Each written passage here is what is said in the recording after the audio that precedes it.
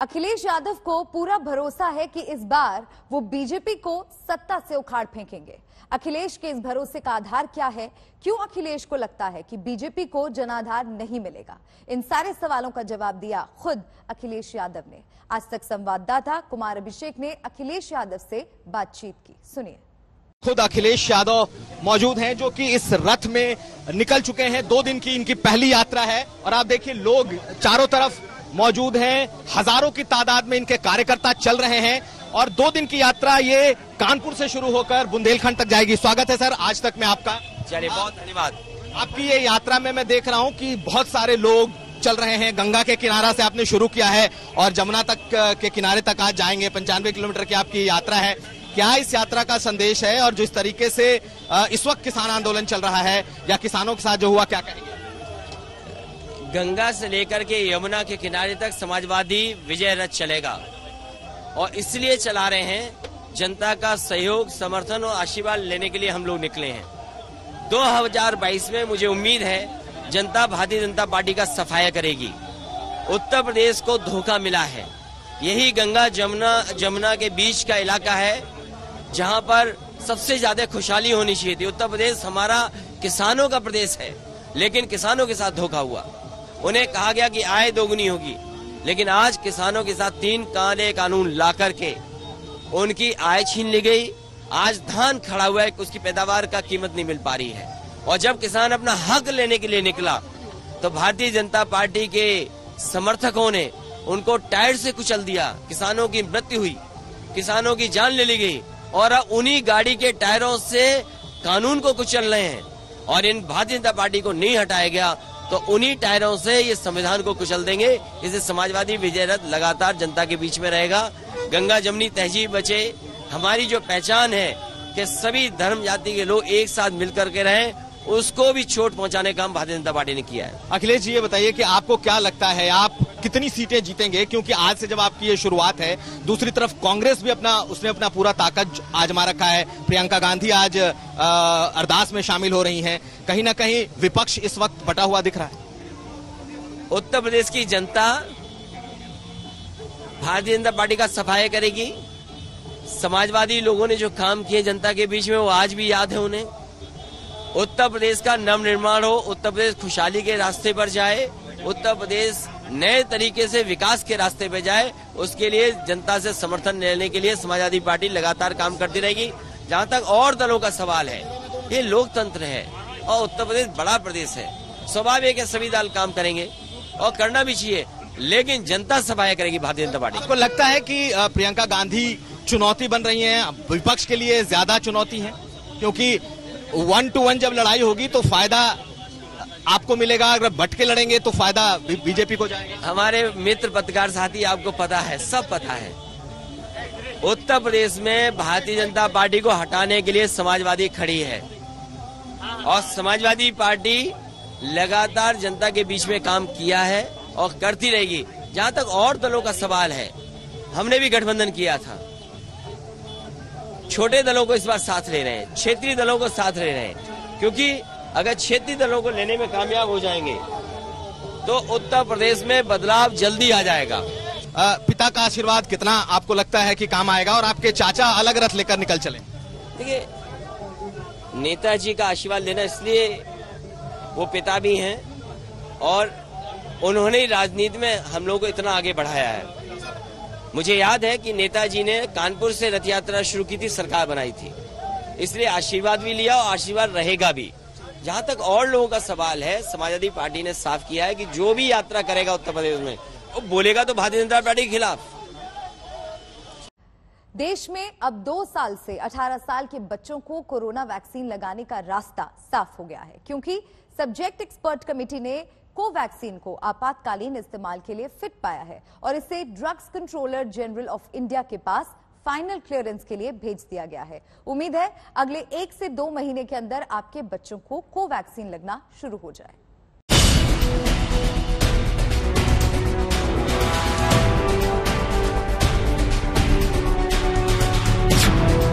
जो कोई नहीं कर पाया वो इंडिया ने कर दिखाया।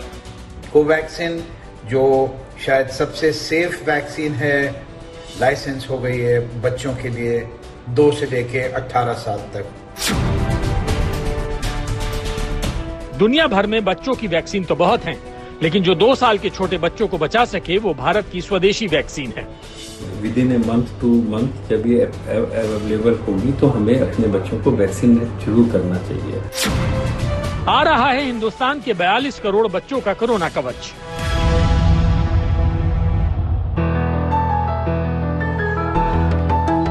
चार साल की वान्या की मां गरिमा ने आज चैन की सांस ली है, क्योंकि उनके बच्चों की सांसों को सुरक्षित बनाने वाली कोरोना की वैक्सीन आने वाली है। गरिमा पिछले 19 महीनों से रोजाना इस डर से लड़ रही थी कि कहीं उनकी बेटी को कोरोना इन्फेक्शन ना हो जाए, कहीं ऑक्सीजन के लिए अस्पतालों के चक्कर ना काटना पड़े। लेकिन अब ये डर लगभग खत्म हो गया है। मैं और मेरे हस्बैंड हम भी दोनों कोविड से निकले हैं और हमने देखी है वो परेशानी कि कितनी ज्यादा परेशानी होती है। बच्ची हमारी छोटी थी और वो हमसे दूर रही थी उस दौरान। हाँ, वो सारी चीजों को देखकर तो अब बहुत रिलैक्स लगता है कि हाँ वैक्सीन आ गया है तो हमारे बच्चे के लिए सेफ होगा अभी, और हम भी वैक्सीनेटेड हैं, हमारा बच्चा भी वैक्सीनेटेड हो जाएगा तो एक अलग ही खुशी होगी। क्योंकि अभी तक हमें ये था, हम तो दोनों वैक्सीनेटेड हो चुके हैं, हमें तो अब डर नहीं है, लेकिन हाँ बच्चे के लिए हमें डर था। अभी तक बच्चा हमारा छोटा है तो अब हाँ अच्छा लग रहा है और बहुत अच्छा लगा है सुनकर कि वैक्सीन आ गई है छोटे बच्चों के लिए। बच्चों पर कोवैक्सीन के असर को देखने के लिए भारत बायोटेक ने 3 फेज में वैक्सीन का ट्रायल किया। बच्चों में कोवैक्सीन के ट्रायल के लिए बच्चों को 3 एज ग्रुप में बांटा गया था। इनमें पहली जांच 12 से 18 साल के ग्रुप पर, दूसरी जांच 6 से 12 साल के ग्रुप पर और तीसरी जांच 2 से 6 साल के ग्रुप पर की गई थी। सितंबर में आए तीसरे फेज के ट्रायल के डेटा में वैक्सीन के असरदार नतीजे दिखाई दिए, जिसकी रिपोर्ट DCGI को सौंप दी गई है। We are in the process. You know, so we are doing whatever the WHO wants it. We are fulfilling all the requirement. It's a process of the regulatory system. So we need to understand. And we both have, I mean, we have 6 vaccines are WHO pre-qualified. It's not that we don't know the field. 20 दिन के अंतर पर 2 dose लगाने का emergency approval तो मिल गया है, लेकिन इस आपातकालीन मंजूरी में कई शर्तें भी जुड़ी हुई हैं। भारत बायोटेक को क्लिनिकल ट्रायल के प्रोटोकॉल के हिसाब से अपनी स्टडी को जारी रखना होगा। इस ट्रायल से जुड़ी जानकारी, वैक्सीन से जुड़ी फैक्ट शीट जमा करनी होगी। वैक्सीन लगाने की शुरुआत के 2 महीनों में हर 15 दिन में साइड इफेक्ट से जुड़ा सेफ्टी डेटा जमा करना होगा और शुरुआती 2 महीने बीतने के बाद हर महीने साइड इफेक्ट से जुड़ा सेफ्टी डेटा जमा करना होगा। इन छोटे छोटे बच्चों के लिए जो पिछले 1.5-2 साल से घर में बंद होकर रह गए हैं, कोवैक्सीन की 2 से 18 वर्ष के बच्चों के लिए वैक्सीन एक उम्मीद बनकर आ रही है। इससे माँ बाप को भी बच्चों को स्कूल भेजने में तकलीफ कम होगी, वो ज्यादा सुरक्षित फील करेंगे और बच्चे भी अब घर से बाहर निकलकर सुरक्षित तरीके से खेल पाएंगे और स्कूल भी जा पाएंगे। भारत को बच्चों की वैक्सीन तो मिल गई है और ये एक बड़ी सफलता है, लेकिन अब भी भारत के इस क्रांतिकारी स्वदेशी वैक्सीन को WHO से अपने आपातकालीन इस्तेमाल की मंजूरी नहीं मिली है। इस मंजूरी का इंतजार जारी है। उम्मीद की जा रही है कि इसी महीने को वैक्सीन को WHO से भी इमरजेंसी इस्तेमाल का अप्रूवल मिल जाएगा। स्नेहा मोरदानी और पंकज खेलकर के साथ मिलन शर्मा, आज तक।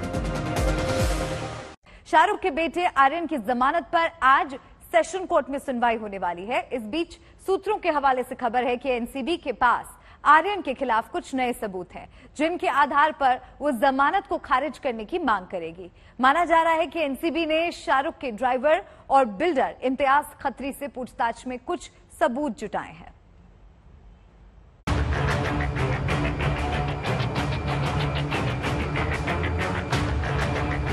आर्थर रोड जेल में बंद शाहरुख खान के बेटे आर्यन खान के लिए आज का दिन काफी अहम है।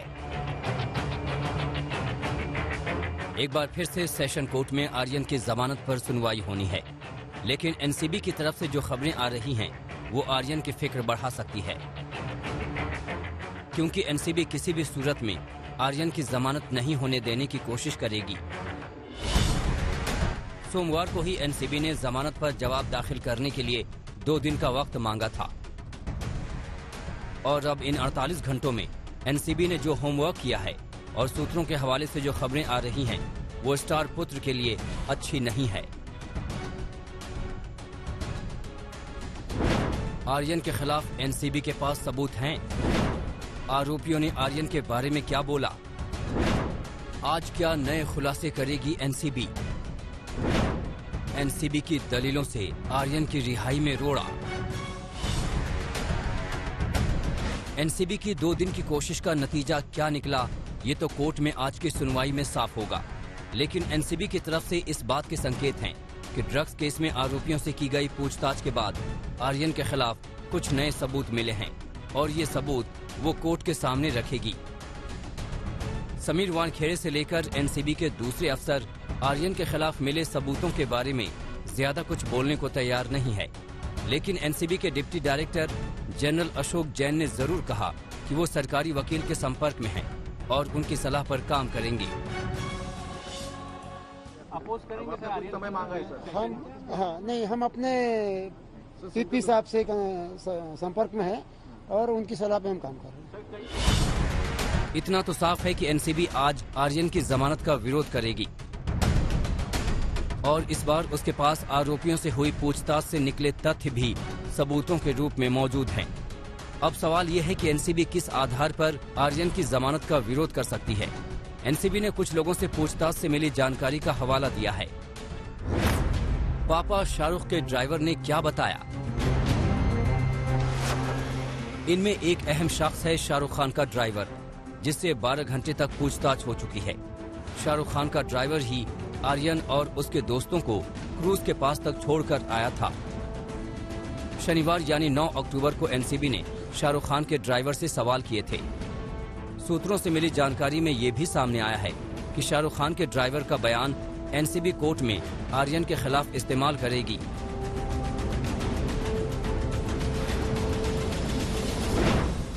इम्तियाज खत्री ने आर्यन के बारे में क्या बोला? आर्यन के बारे में सबूतों की कड़ियां जोड़ रही एनसीबी ने जिस एक और शख्स से आर्यन के बारे में जानकारी निकालने की कोशिश की, वो है विवादास्पद बिल्डर और फिल्म निर्माता इम्तियाज खत्री। खत्री से एनसीबी ने 2 दौर में कुल 11 घंटे तक पूछताछ की। पहले दौर में 7 घंटे और दूसरे दौर में 4 घंटे।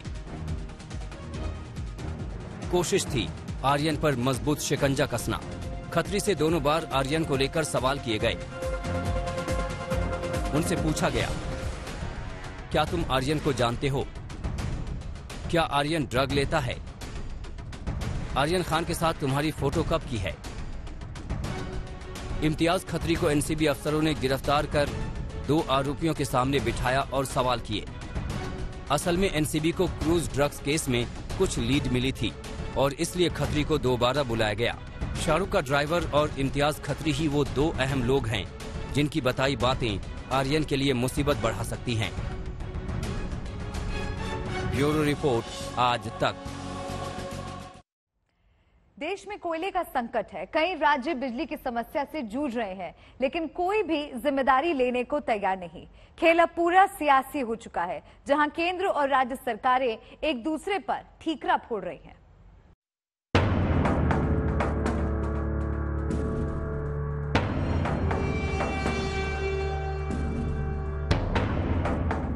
आखिर क्या है कोयले की कमी का सच? आखिर कौन है इसका जिम्मेदार? क्या सच में कोयले की कमी का संकट विकराल रूप लेने वाला है? देश भर में कोयले की कमी के संकट ने घमासान मचा दिया है। एक के बाद एक राज्यों में बिजली की कमी ने जहां सियासत गर्म कर दी है, तो वहीं टेंशन बढ़ा दी है। इस बीच सरकार की ओर से लगातार भरोसा दिया जा रहा है कि हालात पर काबू पा लिया जाएगा। कोल इंडिया मंत्रालय सब मिलके हमारा पूरा प्रयास चल रहा है कि जो डिमांड है वो डिमांड कैसे भी करके पूरा किया जाए, ऐसा हमारा बहुत प्रयास चल रहा है। कल जो हुआ है उसके लिए कोल इंडिया के सहित हमारे मंत्रालय के सभी अधिकारी दिन रात काम कर रहे हैं और कैप्टिव प्लांट वालों भी काम करके अभी 1.95 तक जो हमने कल सप्लाई किया है, उसके लिए मैं सभी का धन्यवाद करता हूं, अभिनंदन करता हूं। केंद्र सरकार ने अब मामले में पूरी तरह से यू टर्न ले लिया है और राज्य सरकारों को इसके लिए जिम्मेदार ठहराया है। केंद्र सरकार का कहना है कि उन्होंने पहले ही राज्यों को आगाह किया था कि कोयले का स्टॉक बढ़ा लें, लेकिन राज्य सरकारों ने इस पर अमल नहीं किया। इस बीच कोयला मंत्रालय की ओर से जानकारी सामने आई है कि कोल इंडिया लिमिटेड ने पावर प्लांट्स को मार्च में स्टॉक बढ़ाने के लिए पत्र लिखा था। इस साल मार्च में लिखे गए पत्र के जरिए बिजली संकट की आशंका जताई गई थी। कोल इंडिया चाहती थी कि बिजली संयंत्र मांग में बढ़ोतरी की उम्मीद में कोयले के ऑफ टेक को बढ़ाएं, लेकिन बिजली संयंत्रों ने इस पर कोई ध्यान नहीं दिया। सरकार एक ओर कोयले का संकट खत्म करने का भरोसा दे रही है, तो वहीं विपक्ष लगातार सरकार पर हमलावर है। केंद्र और राज्यों के बीच चल रहे घमासान में बिजली का संकट लगातार बना हुआ है। वो है कोल इंडिया लिमिटेड, ये जो कंपनी है, ये कंपनी का व्यवस्थापन जो इसके बारे में होना चाहिए, क्योंकि as a company Coal India को भी हमारे जैसी प्री मानसून की तैयारी करनी पड़ती कि बरसात में सभी माइंस बंद हो जाती है। ऐसे वक्त वहां जो स्टॉक बना के रखना पड़ता है और उस स्टॉक के माध्यम से सारे पावर कंपनीज को जो कोयला दिया जाता वो पर्याप्त रूप से उसका मैनेजमेंट ये ठीक ढंग से कर नहीं पाए, इसके लिए यह परिस्थिति भारत में आई है। मैं पहले क्लियर कर दूं, दिल्ली के अंदर थर्मल पावर प्लांट एक भी नहीं है, कोल बेस कोई भी नहीं है, पर दिल्ली जो पावर परचेज करता है, जो दिल्ली ने एग्रीमेंट किए हुए हैं पूरे देश में, ज्यादातर एनटीपीसी के साथ है। एनटीपीसी से जितने हमारे एग्रीमेंट है उसका आधी बिजली एनटीपीसी दे पा रहा है, और ऐसा कभी नहीं हुआ कि सारे प्लांट्स एकदम से आधा कर दें। कभी होता था कि भाई किसी की प्रोडक्शन थोड़ी कम हो गई। आज एक साथ पूरे देश के अंदर जितने भी प्लांट हैं उनको उन्होंने आधा कैपेसिटी पे चला रहे हैं। लगता है सिंक्रोनाइज्ड है कि जानबूझ के ऐसी कमी पैदा की गई है। ऊर्जा मंत्री हैं, वो सक्षम है, मुझे उम्मीद है कि वो जिस प्रकार कोऑर्डिनेट कर रहे हैं राज्यों को बिजली को लेकर के, वो हल निकालेंगे, बजाय इसके कि हम लोग राज्यों के ऊपर जिम्मेदारी डाल दें। कोई कमी नहीं है कोयले की, ये कहने में समझ को बेईमानी है। कोयले की कमी है, सबको मालूम है, राज्य संकट में है और संकट निकालने जिम्मेदारी केंद्र की बनती है। देश में त्योहार का मौसम है, दुर्गा पूजा, दशहरा और फिर दिवाली। ऐसे में बिजली संकट एक बड़ी समस्या बनती नजर आ रही है, जिस पर सियासत तेज है। कोई जिम्मेदारी लेने को तैयार नहीं है। केंद्र सरकार लगातार दावा कर रही है कि जल्द ही इस बिजली संकट से निजात मिल जाएगा, लेकिन टेंशन लगातार बनी हुई है। आज तक ब्यूरो। यूपी में सियासी रथ चल रहे हैं, जहां चुनाव का अग्निपथ है। इस अग्निपथ का लखीमपुर खीरी दंगल बना हुआ है, जहां सियासी समीकरण बदलते नजर आ रहे हैं। बीजेपी सांसद वरुण गांधी के बगावती तेवर की छाप अब कांग्रेस के पोस्टरों में नजर आ रही है, जहां वरुण गांधी ताई सोनिया गांधी के साथ नजर आ रहे हैं।